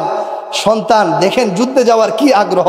সন্তান পিতাকে জবাব দেয়, আব্বা যুদ্ধে তো শক্তিশালী লোকের দরকার, বুড়া মানুষের যুদ্ধের কাম নাই, এক কাজ করেন আপনি আমার বোন ঘরের সেবা যত্ন করেন গা, আমি যুদ্ধে যাই। নবী আলাইহিস সালাতু ওয়াস সালামের কাছে দুজন গেছে, যাইয়া বলতেছে, ইয়া রাসূলুল্লাহ, ইয়া হাবিবাল্লাহ, আমরা দুজনই যুদ্ধে যাইতে চাই, আপনি একটু অনুমতি দিয়া দেন। পিতা বারবার বলতেছে যে না, তুমি থাকো, তুমি থেকে যাও, তোমার যাওয়া লাগবে না। নবী আলাইহিস সালাতু ওয়াস সালাম লটারি করছে। লটারি করলে হযরতে আব্দুল্লাহ রাদিয়াল্লাহু তাআলা আনহুর নাম উঠা গেছে। হযরতে আব্দুল্লাহ রাদিয়াল্লাহু তাআলা আনহু যুদ্ধ করতে করতে করতে করতে যুদ্ধের ময়দানে শাহাদত বরণ করছেন। নবী আলাইহিস সালাতু ওয়াস সালাম যুদ্ধের ময়দান থেকে ফিরে আসছেন। হযরতে আব্দুল্লাহ রাদিয়াল্লাহু তাআলা আনহুর জানাজার ইমামতি করছেন। এই জানাজার ইমামতি করার আগে সকল সাহাবায়ে কেরামদেরকে ডাক দিয়ে বলতেছে, ও আমার সাহাবায়ে কেরাম শোনো, এই আব্দুল্লাহর কাছে তোমরা যদি কোনো পাওনা দাওনা থাকো তাহলে আমার কাছে বলবা, আমি সাধ্য অনুযায়ী আব্দুল্লাহর এই ঋণগুলো পরিশোধ করে দেওয়ার চেষ্টা করব। হযরতে আব্দুল্লাহ রাদিয়াল্লাহু তাআলা আনহুর কাফন দাফন সম্পন্ন করার পরে পাওনাদারেরা হযরতে জাবের রাদিয়াল্লাহু তাআলা আনহুকে তাগিদা দেওয়া শুরু করছে। 1 বছর অতিবাহিত হয়ে গেছে, ঋণ পরিশোধ করতে পারে নাই। 2 বছর অতিক্রম হয়ে গেছে, ঋণ পরিশোধ করতে পারে নাই। 3য় বছর আইসা ভাই বোন সবাই মিলা পরামর্শ করতেছে, এবার যা ফসল উৎপন্ন হবে আমাদের জমি থেকে সব ফসলগুলো দ্বারা আমরা কিছু কিছু ঋণ পরিশোধ করে দিব। 1 বছর আমরা অন্তত পক্ষে দরকার পড়ে না খায়া থাকবো, 1 বেলা খাবো, 2 বেলা না খায়া থাকবো, একটু কষ্ট করে আমরা আমাদের দিনগুলো চালাবো। ভাই বোনেরা পরামর্শ করে ওই বছর ফসল ফলাইছে, সুন্দর ফসল উৎপন্ন হয়েছে। ঋণগ্রস্তদের ঋণ পরিশোধ করার আগে আপনার আমার হাবিব সাল্লাল্লাহু আলাইহি ওয়াসাল্লামকে খবর দিয়েছেন, ইয়া রাসূলুল্লাহ, ইয়া হাবিবাল্লাহ, পাওনাদারদেরকে কিছু ঋণ দিতে হবে, এদের ঋণ পরিশোধ করতে হবে, আপনি একটু উপস্থিত থাকবেন। আপনার আমার হাবিব সাল্লাল্লাহু আলাইহি ওয়াসাল্লাম এই উৎপন্ন ফসল যেখানে স্তূপ করে রাখছে, আয়েশা সেখানে বসে গেছে। আর আব্দুল্লাহ জাবের রাদিয়াল্লাহু তাআলা আনহুকে ডাক দিয়া বলতেছে, হে জাবের, এই পাওনাদারের মধ্যে যে সবচাইতে বেশি পাবে তাকে আগে ডাক দাও। জাবের রাদিয়াল্লাহু তাআলা আনহু বাটখারা হাতে নিয়া, কেউ 10 মণ খেজুর পাবে, কেউ 5 মণ খেজুর পাবে, কেউ 1 মণ খেজুর পাবে, বিভিন্ন শস্য এগুলো পাবে। হযরতে জাবের রাদিয়াল্লাহু তাআলা আনহু একে একে মাইপা সকলকে তাদের পাওনা পরিশোধ করে দিছে। পরিশোধ করার পরেও তাকায়া দেখে যেই পরিমাণ ফসল উৎপন্ন করে স্তূপ করে রাখছিল, ওই পরিমাণ ফসল স্তূপের মধ্যে অবশিষ্ট আছে। কন্যা সুবহানাল্লাহ। আপনি আমি পাইছি রহমতের নবী, আপনি আমি পাইছি বরকতের নবী। সেই নবীর উপরেই এই কোরআন নাজিল হয়েছে, সেই নবীর উপরেই এই কোরআন নাজিল হয়েছে, এই সূরা ফাতিহা নাজিল হয়েছে। এই সূরার ফাতিহার ফাজাইল সম্পর্কে হাদিসের কিতাবের মধ্যে অসংখ্য অগণিত ফাজাইল বর্ণনা আছে। আল্লাহ তাআলা এই কোরআনুল কারীমের সূরা ফাতিহার 2 নম্বর আয়াতের মধ্যে বলতেছেন, আর রহমানির রহিম, আমার চাইতে বড় দয়া করনেওয়ালা, আমার চাইতে বড় মায়া করনেওয়ালা আর কেউ নাই। কন্যা সুবহানাল্লাহ। 3য় আয়াতের মধ্যে আল্লাহ তাআলা বলেন, মালিকি ইয়াউমিদ্দিন, আল্লাহ তাআলা কিয়ামত দিবসের মালিক। কিয়ামত দিবসের মালিক কে? আল্লাহ। সেই দিন দুনিয়ার সমস্ত নেতা, সেই দিন দুনিয়ার সবচেয়ে পাওয়ারফুল ব্যক্তিরাও মাথা ঝুঁকায়া ইয়া নাফসি করতে থাকবে। আল্লাহ তাআলা কাল কিয়ামতের ময়দানে বলবেন, লিমানিল মুলকুল ইয়াউম লিল্লাহিল ওয়াহিদিল কাহ্হার। আজকের রাজত্ব আমার জন্য। দুনিয়াতে বহুত বাহাদুরি করছো, 5 বছর পাইয়া বহু বাহাদুরি করছো, ইসলামের বিরুদ্ধাচরণ করছো, কোরআনের বিরুদ্ধে আইন করছো, কোরআনের বিরুদ্ধে যাইয়া ইসকনের পক্ষ নিয়ে দেশের মধ্যে ফিতনা ছড়াইছো। কথা বলেন ঠিক কিনা? সম্মানিত হাজিরিন, আমি আপনাদেরকে সতর্ক করতে চাই, বর্তমান বাংলাদেশে অন্যতম একটা ফিতনা হইল ইসকন। যেই ইসকন 1966 সালে আমেরিকাতে ভারতের স্বামী প্রভুপাতের মাধ্যমে প্রতিষ্ঠা লাভ করছে, যাদের উদ্দেশ্য ছিল যে ইসকনের পুরা নাম হইল international society for Krishna consciousness. এর উদ্দেশ্য হইল এরা শুধু কৃষ্ণের গুণগান গাবে। হিন্দুরা বহুত্ববাদে বিশ্বাসী, হিন্দুদের ক্ষুধার কোনো অভাব নাই, মুসলমানরা একত্ববাদে বিশ্বাসী। কথা বলেন ঠিক কিনা? হিন্দুরা 1জন 2জন খোদা না, তারা লক্ষ লক্ষ খোদার পূজা করে। তাদের এক খোদার নাম কালী, এক খোদার নাম দুর্গা, এক খোদার নাম শিব, এক খোদার নাম রাম। এরকম আলাদা আলাদা আলাদা খোদা আছে, আছে না নাই? 12 মাসে 13 পূজা করে, 13 খোদার নাম নিয়া। কথা কোন ঠিক কিনা? এই ইসকন যারা, এদের উদ্দেশ্য হইল, হিন্দু ভাইরাও অনেক ক্ষেত্রে জানে না যে ইসকনের উদ্দেশ্যটা কি। অনেক হিন্দু ভাইরাই জানে না। হিন্দুরা যদি জানতো তাহলে এই ইসকনের পিছনে লাড়ালাড়ি করতো না। তারা বিশ্বাস করে বহু খোদায়, কিন্তু ইসকন এদের উদ্দেশ্য হইল এক খোদায় তারা বিশ্বাসী হবে, শুধু কালীর কৃষ্ণর গুণগান গাবে। কার গুণগান গাবে? যেই ধর্মের ভিত্তি হইল বহুত্ববাদের, সেই ধর্মের লোকেরা যদি একজন খোদার অনুসরণ করে, তাও কৃষ্ণর, সেটা কি ওই হিন্দু ভাই কি হিন্দু ধর্মটা মানলো? পুরোপুরি মানলো না। এটা কিন্তু হিন্দু ভাইরা জানে না। বর্তমান বাংলাদেশে আমাদের যাদের ছেলে মেয়েরা ইউনিভার্সিটিতে পড়ে, কলেজে পড়ে, স্কুলে পড়ে, আপনারা সজাগ থাকবেন। হিন্দু ভাইরা নতুন করে মুসলমান হওয়ার পায়তারা করে আপনার আমার মেয়েদেরকে ধর্ষণ করতেছে। বাংলাদেশে বহু নারীদেরকে তারা ধর্ষণ করতেছে। আবার হিন্দু নারীরা তারা ইসলাম গ্রহণ করবে এমন অজুহাত দিয়া মুসলমান পুরুষদের উপরে তারা চড়াও হয়ে যাইতেছে। কথা বলেন ঠিক কিনা? দেখবেন বাংলাদেশে যে ইসকন নামক সংগঠনটা, এরা কিন্তু হাসিনা থাকাকালীন সময়ে আমরা কয়জন লোক বলতে পারছি, সচেতন লোক ছাড়া আম জনতা যারা, অধিকাংশ ক্ষেত্রে আমরা কিন্তু কি করতে পারি নাই, বলতে পারি নাই, জানেই নাই যে ইসকন কি জিনিস। কিন্তু হাসিনা যখনই চলে গেছে তখনই কিন্তু ইসকন বিভিন্নভাবে মিছিল মিটিং শুরু করে দিছে। শুধু মিছিল মিটিং না, অ্যাডভোকেট সাইফুল ইসলাম আলিফ নামক এক যুবক ভাইকে চট্টগ্রামে তারা হত্যা পর্যন্ত করছে। এর উদ্দেশ্য কি? তারা ভারত বাংলাদেশের মধ্যে একটা দাঙ্গা লাগাইতে চায়। গোপনীয়ভাবে তারা বাংলাদেশের মধ্যে যেন পরিবেশ অস্থিতিশীল হয়, এবং বাংলাদেশকে নিয়ে তারা ইন্ডিয়ার মধ্যে বিভিন্নভাবে প্রপাগান্ডা ছড়াইতেছে যে বাংলাদেশে হিন্দুদের উপরে মুসলমানরা আক্রমণ করতেছে। বলেন তো, জন্মের পরে এখানে যারা আছেন একজন লোক কি বলতে পারবেন যে হিন্দুদের উপরে আক্রমণ হয়েছে? কিন্তু এই ইসকনের সদস্যরা গোপনে গোপনে মিথ্যা কথা ভারতে ছড়াইয়া বাংলাদেশের উপরে যুদ্ধ লাগানোর একটা পায়তারা করতেছে। তার চাইতেও বড় মারাত্মক হইল মুসলমান ভাইয়েরা, মুসলমান বোনেরা হিন্দুদের এই ফাঁদের মধ্যে পইরা তাদের সর্বোচ্চ বিসর্জন দিয়ে দিছে। গত কয়েকদিন আগে টঙ্গীর একজন ইমাম খতিব সাহেবকে এই ইসকনের সদস্যরা গুম করে নিয়ে পঞ্চগড়ের মধ্যে নিয়ে হাত পা বাঁধা অবস্থায় পাওয়া গেছে। আপনারা খবর দেখছেন কি দেখেন নাই? সেখানে নিয়ে এই ইসকনের সদস্যরা তাকে 4টা চিঠি দিছে। একে একে কয়টা চিঠি দিছে? 4টা চিঠি দিছে। প্রথমত চিঠি দিছে, তোমাকে 1 কোটি রুপি দেওয়া হবে, তুমি সাবলীল ভাষায়, সহনশীল ভাষায় ইসকনের পক্ষে কথা বলো। খবর নিয়ে দেখা যায় বাংলাদেশের সাবেক যে সমস্ত এমপি মন্ত্রীরা ছিল, এই সমস্ত এমপি মন্ত্রীদের মধ্যেও কিছু লোক এমন ছিল যারা ইসকনের প্রকাশ্য সদস্য ছিল। শুধু এমপি মন্ত্রী না, আমাদের যেই প্রধানমন্ত্রী পলায়া গেছে, এই প্রধানমন্ত্রীও সরাসরি ইসকনকে মদত দিছে, সাহায্য করছে। নাউজুবিল্লাহ। এই ইসকনকে গোপনীয়ভাবে এরকমভাবে সহযোগিতা করছে এই ইসকনের আরেকটা মিশন হইল, এরা এই বাংলাদেশকে বাংলাদেশ বলে স্বীকার করে না, এরা পশ্চিমবঙ্গ বলে। কত বড় গভীর ষড়যন্ত্র দেখছেন। এই বাংলাদেশকে কি বলে? পশ্চিমবঙ্গ বলে, অর্থাৎ অখণ্ড। পূর্ববঙ্গ বলে, অখণ্ড ভারতের একটা অংশ বলে। চিন্তা করছেন অবস্থা। তাদের যত বই আছে সেখানে বাংলাদেশ নাম তারা লিখেই নাই, সেখানে লিখছে পূর্ববঙ্গ। কি লিখছে? অর্থাৎ অখণ্ড ভারতের একটা অংশ বাংলাদেশ। আমাদেরকে কত সুন্দর সুন্দর জিনিস দেখাইছে, তলে তলে আমগর দেশ ভারতের কাছে বিক্রি করে দিছে। কথা কোন ঠিক কিনা? সমস্ত হিন্দুদেরকে সব জায়গার মধ্যে প্রায়োরিটি দিছে।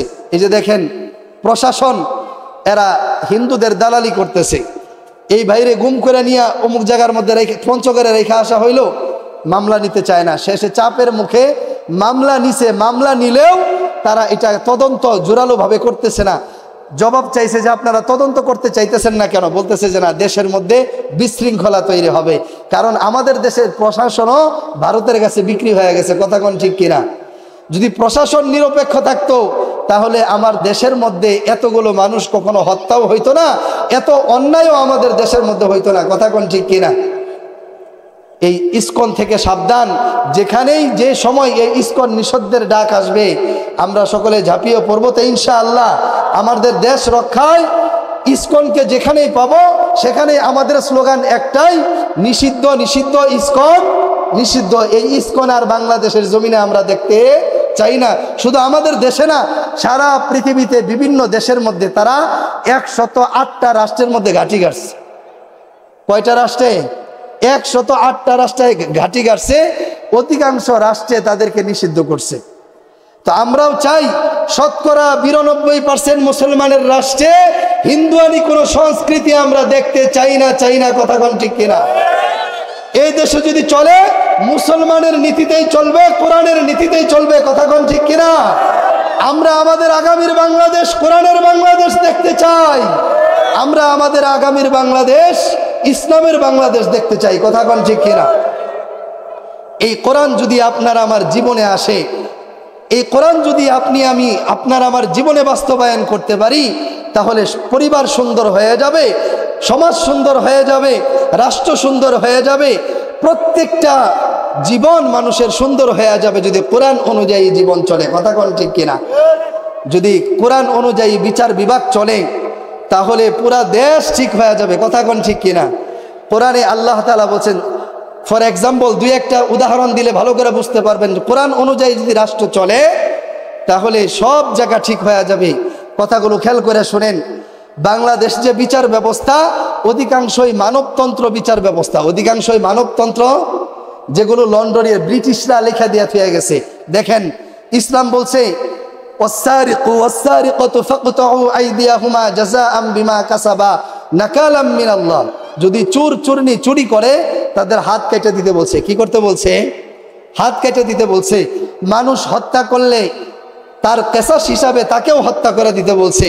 আজকে যদি চুরি করলে হাত কাটা যাইতো, হত্যার বদল হত্যা করা হতো, তাহলে বাংলাদেশে এতগুলো মানুষ মারার পরেও 2 বছর সময় লাগেনি বিচার করতে। যেখানে প্রকাশ্যভাবে দর্শন করছে, দর্শনের সাক্ষীও আছে, সেখানে এই রমজানের মধ্যে মাগুরার একটা শিশু বাচ্চা, 8 বছরের শিশু বাচ্চা আসিয়াকে দর্শন করা হয়েছিল। বোনের জামার বাড়িতে বেড়াইতে গেছিল, বোন জামাই এবং বোনের শ্বশুর মিলা ধর্ষণ কইরা এই মেয়েটাকে হত্যা করছে। আপনারা দেখছেন কি দেখেন নাই?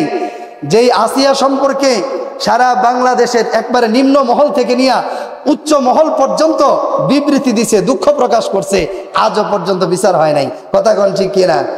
কারণ এই বিচার ব্যবস্থা হইল মানব রচিত বিচার ব্যবস্থা। কি ব্যবস্থা? যার কারণে এই বছরের পর বছর, মাসের পর মাস গেলেও সাক্ষী যারা হয় না, এই বিচারের কোনো সিদ্ধান্ত আসে না।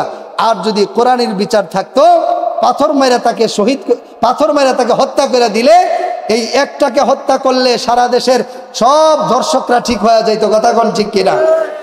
একটা চোর যদি রাস্তার পিছের টাকা চুরি করত, কোনো নেতা রডের জায়গায় বাঁশ দিত, এগুলা যদি ধরা খাইয়া তার যদি হাত কাটা যাইতো, পরের তারিখে যদি আইয়া স্টেজে দাঁড়ায় এমন করত, তখন ওই মানুষ হাত দেখলেই কি বুঝতো এটা নেতা নাকি? একটু আওয়াজ দিয়া কোন কি? হাত দেখলেই বুঝতো যে এটা নেতা না, এটা কি? চোর। যদি এই কোরআনের শাসন ব্যবস্থা থাকতো, সাথে সাথে আইন বিভাগের মধ্যে বিচার করা হইতো, তাহলে আমাদের দেশের ধর্ষণ, আমাদের দেশের খুন, আমাদের দেশের এই ছিনতাই সব কিছু বন্ধ হয়ে যাইতো। কথা কোন ঠিক কিনা? আমরা যদি ভালো হইতাম তাহলে আমাদের মেম্বারও ভালো হয়ে যেত, আমরা যদি ভালো হইতাম আমাদের চেয়ারম্যানও ভালো হয়ে যেত, আমরা যদি ভালো হইতাম আমাদের এমপিও ভালো হয়ে যেত, আমরা যদি ভালো হইতাম আমাদের দেশের সরকারও ভালো হয়ে যেত। কথা কোন ঠিক কিনা? সমাজের মধ্যে যেটা সবচেয়ে নিকৃষ্ট, প্রকাশ্যভাবে নারীদের সাথে উঠা বসা করে এমন একজন মানুষকে আমরা মেম্বার বানাই। দেখেন, আমরাই তাদেরকে সুযোগ করে দেই। নির্বাচন আসলে রাতের বেলা 1 প্যাকেট সেমাই, 1 প্যাকেট বিড়ি, 1 প্যাকেট সিগারেট খাওয়ানোর লিগে হা কইরা বসে থাকি। যেই লোকটা আপনি আমারে 5 লক্ষ টাকা খাওয়াইয়া মেম্বার হইতাছে, ওই লোকটা আপনার আমার টাকা খাবে না তার কোনো গ্যারান্টি আছে? যদি সে 14 বার স্বর্ণের পানি দিয়া গোসল কইরাও কয়, দুধ দিয়াও গোসল কইরাও কয় যে তোমাদের কোনো টাকা খাবো না, তাহলে তার কথা সত্য হবে না, কারণ সে প্রথমে ঘুষ দিয়া নির্বাচিত হয়েছে। কথা কোন ঠিক কিনা? আমরা যদি ওই সময় বলতাম যে মেম্বার সাহেব, চেয়ারম্যান সাহেব, আপনার 1000 টাকা চাই না, আপনার একটা লুঙ্গি চাই না, 1 প্যাকেট সেমাই চাই না, আমরা চাই ইনসাফ ভিত্তিক সমাজ, ইনসাফ ভিত্তিক রাষ্ট্র আমরা চাই, ন্যায় নিষ্ঠার সাথে সমাজ পরিচালনা করুন, এটা যদি আমরা বলতে পারতাম তাইলে চোরও ঠিক হয়ে যেত। কথা কোন ঠিক কিনা? চেয়ারম্যান হয়ে কখনো গাজার আসরে বসতে পারতো না। বড় আশ্চর্য, এটা আমাদের বাস্তব চোখে দেখা।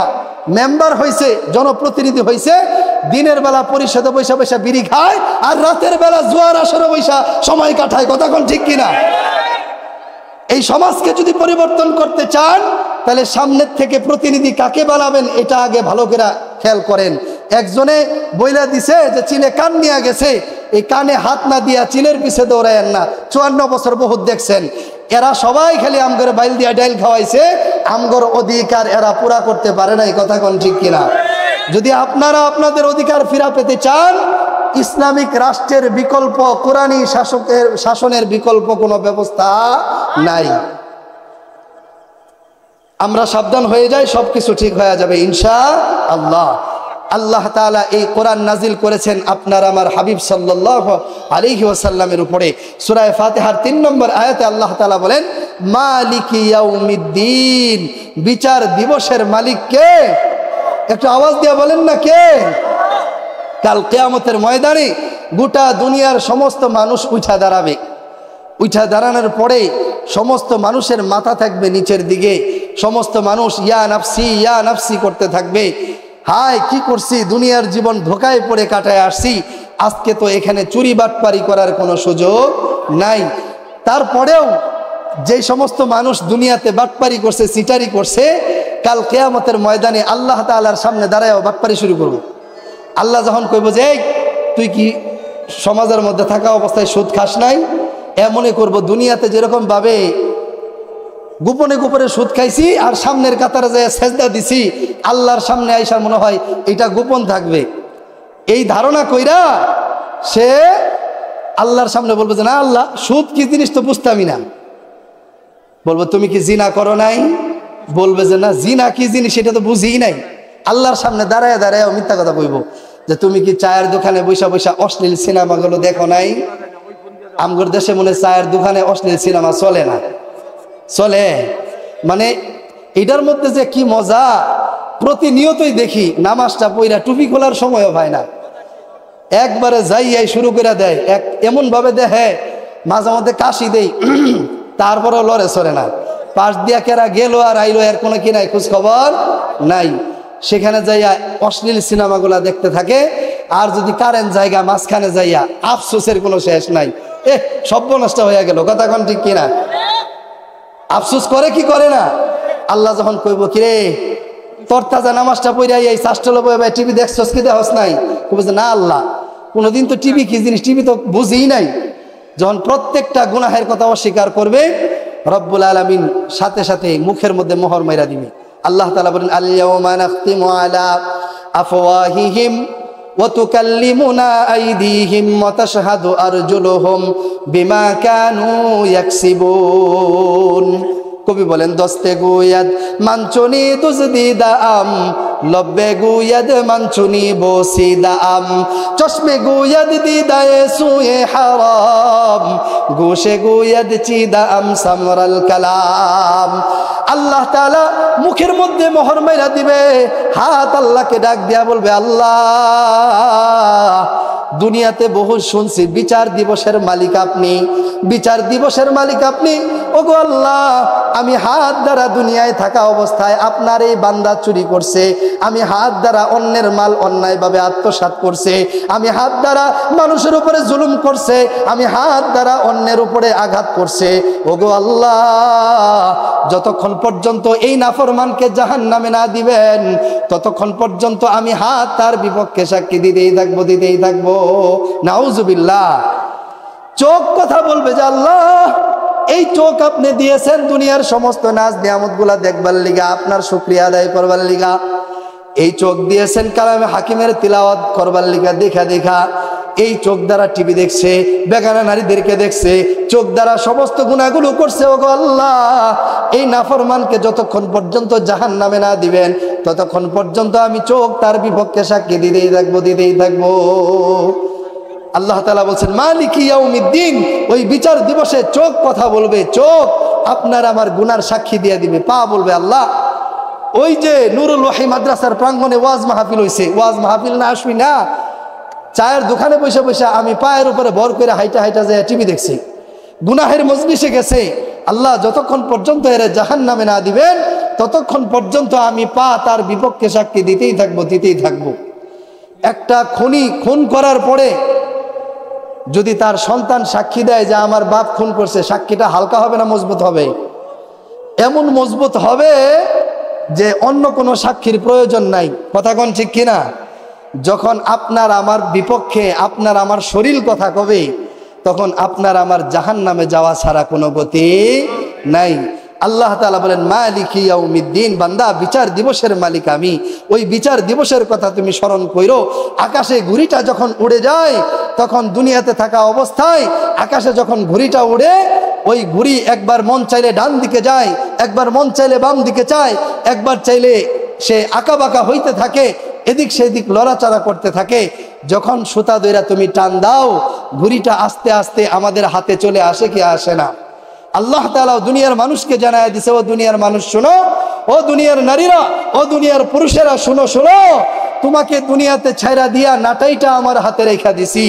যখন আমি টান দিব তখন তোমার ক্ষমতা, তোমার অর্থ সম্পদ, তোমার সন্তান কোনো কিছুই তোমাকে ধরে রাখতে পারবে না, সবাই তোমাকে বিদায় দিয়া দিবে। আমি আল্লাহ তাআলার কাছে তোমাকে আসতে হবে। মালিকি ইয়াউমিদ্দিন, তুমি একটু স্মরণ রাখো, বিচার দিবসের মালিক আমি আল্লাহ, বিচার দিবসের মালিক আমি আল্লাহ, বিচার করনেওয়ালা জাত একমাত্র আল্লাহ। কথা বলেন ঠিক কিনা? বিচার দিবসে যেখানে নবীরা পর্যন্ত মাথা ঝুঁকায়া থাকবে, বান্দা এত পেরেশান হবে, দৌড়ে আদম আলাইহিস সালামের কাছে যাবে, নূহ আলাইহিস সালাতু ওয়াস সালামের কাছে যাবে, ইব্রাহিম আলাইহিস সালাতু ওয়াস সালামের কাছে যাবে। সমস্ত নবীরা বলবে যে আমাদের কোনো পাওয়ার নাই তোমাদেরকে নাজাত দেওয়ার মতো। এই কঠিন মুসিবতের সময় আপনার আমার হাবিব সাল্লাল্লাহু আলাইহি ওয়াসাল্লাম সিজদায় পড়ে যাবে।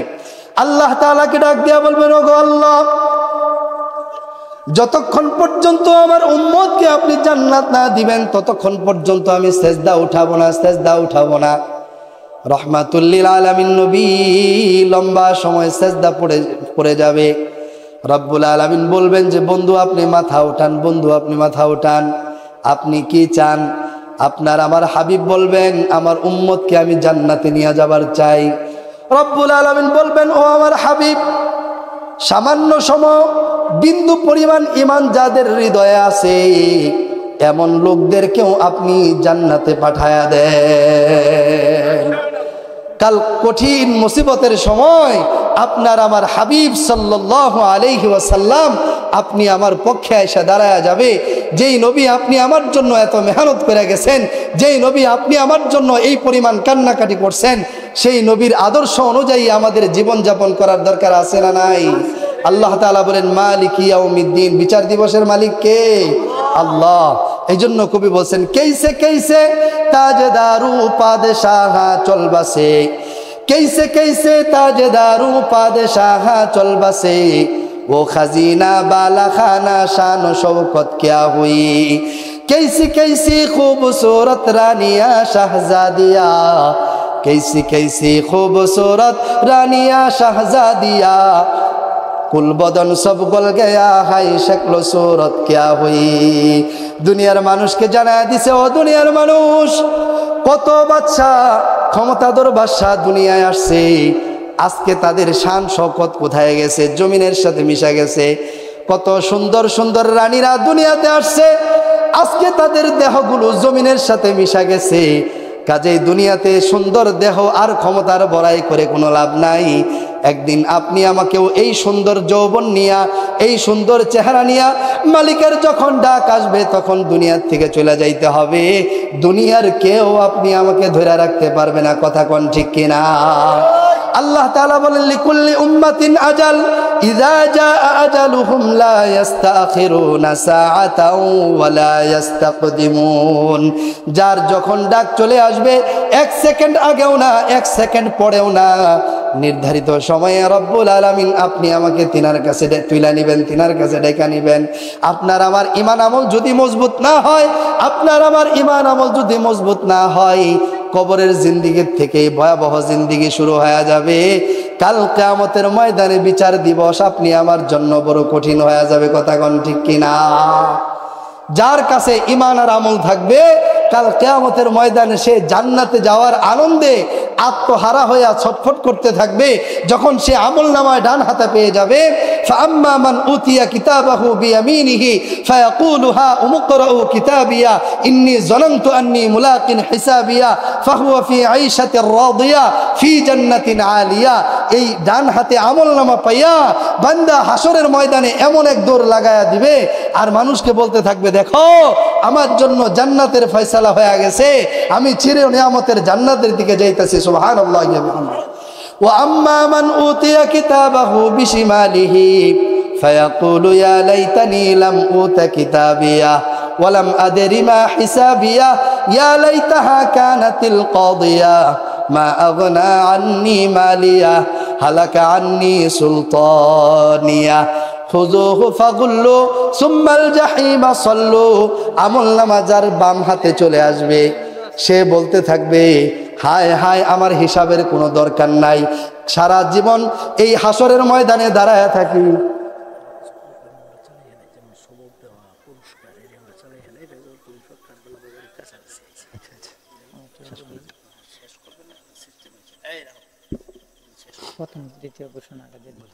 প্রথম শ্রেণীর ছাত্রছাত্রী এবং দ্বিতীয় শ্রেণীর ছাত্রছাত্রী যারা আছো, তোমরা মাদ্রাসার ফিল্ডে চলে যাও, ওইখানে হুজুর তোমাদেরকে কোরআন শরীফ এবং সিবারা দিবে, তোমরা ওগুলো সংগ্রহ করো। বাম হাতে যাদের আমল নামা আসবে তারা আল্লাহর কাছে বলতে থাকবে যে আল্লাহ এই হাসরের ময়দানে দাঁড়ায়া থাকি, আমাদের আর অন্য জায়গায় যাওয়ার দরকার নাই, এখানে আমরা দাঁড়ায়া থাকি। দুনিয়াতেও দেখবেন যারা পরীক্ষা দেয়, যাদের পরীক্ষা ভালো হয় তারা খুশিতে থাকে যে কখন রেজাল্ট দিবে, কখন রেজাল্ট দিবে, আত্মীয়র বাড়িতে মিষ্টি নিয়ে বেড়াইতে যাব। কথা কোন ঠিক কিনা? আর যাদের রেজাল্ট খারাপ হয়, 3 মাস পরে তো রেজাল্ট দিবে, এটা 3 মাস না হয়ে যদি 6 মাস পরে দিত তাহলে কতটাই ভালো হইতো, কেউ জানতো না যে আমি ফেল করছি। কথা কোন ঠিক কিনা? কাল কিয়ামতের ময়দানেও যারা মালিকি ইয়াউমিদ্দিন বিচার দিবসে যারা ধরা খায়া যাবে, যারা জানে যে তাদের আমল নামা জিরো, তারা বলবে যে ওয়ালাম আদিরিমা হিসাবিয়া, আমাদের হিসাবের কোনো দরকার নাই। এই হাসরের ময়দানে আমরা অবস্থান করি। হাসরের ময়দানটা এত ভয়াবহ হবে, হাসরের ময়দানটা এত ভয়াবহ হবে, অর্ধ হাত উপরে সূর্য চলে আসবে।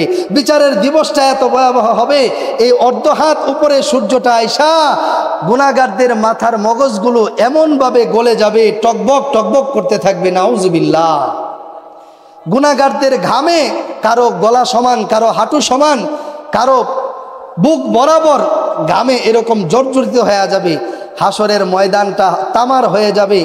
এই সূর্য যখন তাপ দিবে অর্ধ হাত নিচে আইসা, এই তামার জমিনটা এত গরম হবে, গুনাহগারদের পায়ের নিচ থেকে গলতে গলতে গলতে গলতে গলতে গলতে নিঃশেষ হয়ে যাবে। নাউজুবিল্লাহ, এত ভয়াবহ হবে।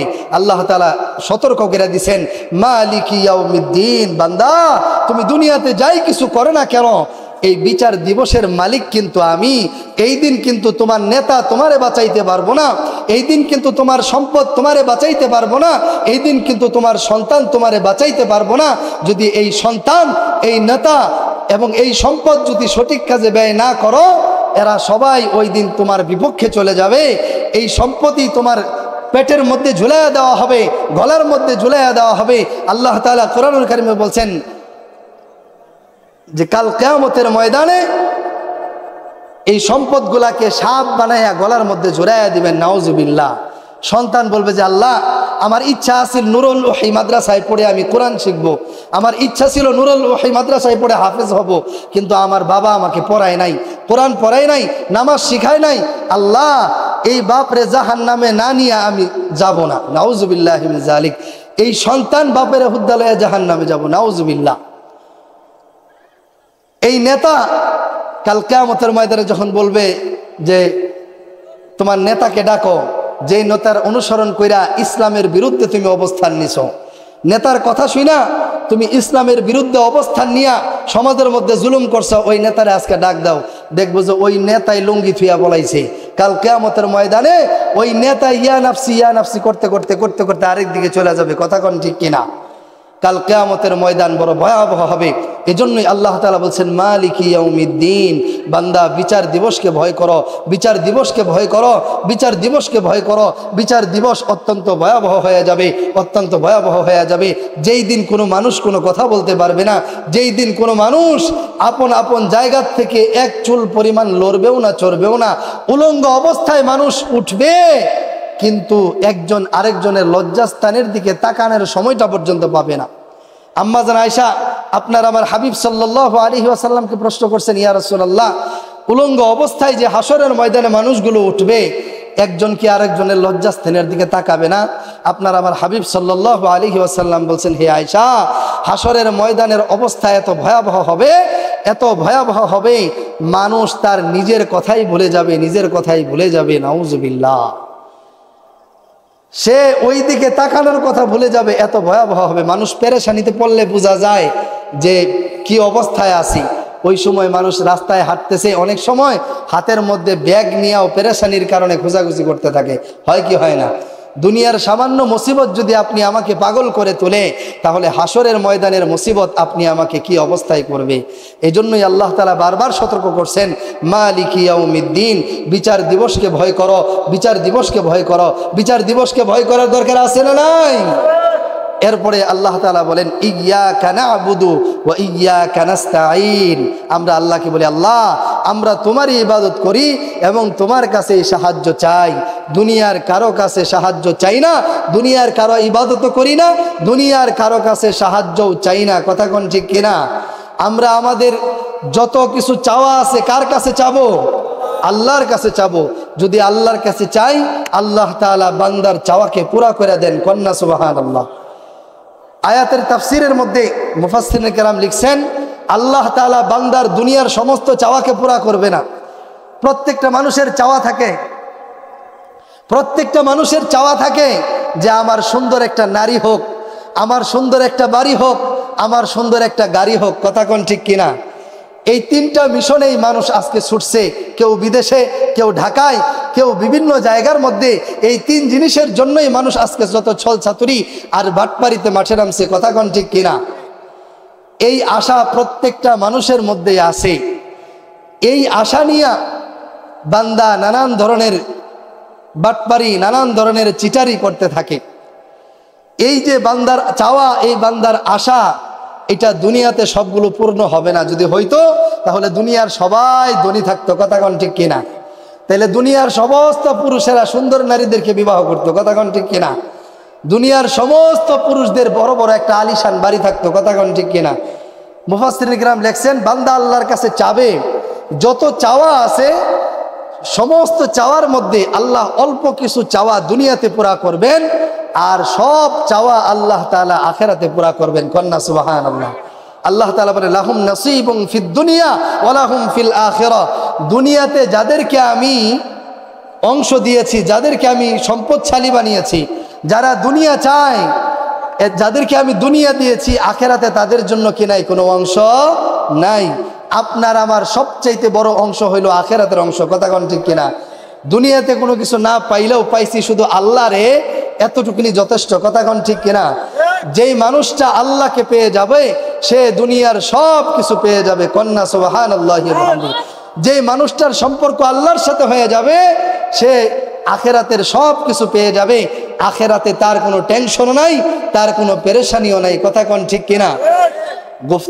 গুফতে লাইলা রা খলিফা কা তুই কাস্তু মজনু শুদ পেরেশানো গবি দিদায়ে মজনু আগার বোদে তোরা হর দু আলম বে খতর বোদে তোরা।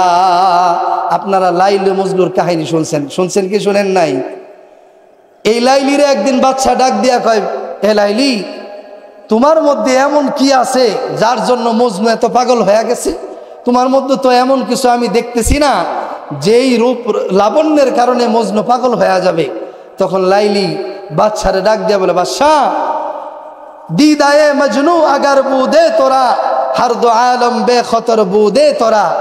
মজনুর চোখ যদি আপনার চোখের মধ্যে লাগায়া দেওয়া যেত তাহলে আপনি বুঝতে পারতেন আমি লাইলি কত সুন্দরী, আমি লাইলি দেখতে কত ভালো। এই মজনু লাইলির প্রেমে এত আসক্ত হয়েছে, এত আসক্ত হয়েছে। কিতাবের মুসান্নিফ বুঝাইছেন এই মজনু মূলত আল্লাহর পাগল ছিল। কার পাগল ছিল?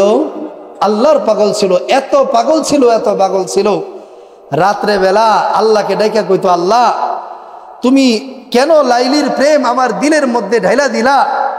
যে লাইলির প্রেমে আমি আসক্ত হইয়া বাবলা গাছের কাঁটাযুক্ত বাবলা গাছকে আমি আমার বালিশ বানাইছি। আল্লাহকে কান্না করে করে ডাকতো। আল্লাহ কয়, শোন মজনু, আমি আমার বান্দার চোখের পানিকে সবচাইতে বেশি ভালোবাসি। কন্যা সুবহানাল্লাহ। বান্দার চোখের পানির পাওয়ার এত বেশি, এত বেশি, কাল কিয়ামতের ময়দানে জাহান্নামকে ৭০,০০০ শিকল দিয়া বেঁধে রাখা হবে। গুনাহগারের কাছে দাও দাও করে জাহান্নাম আসা শুরু করবে।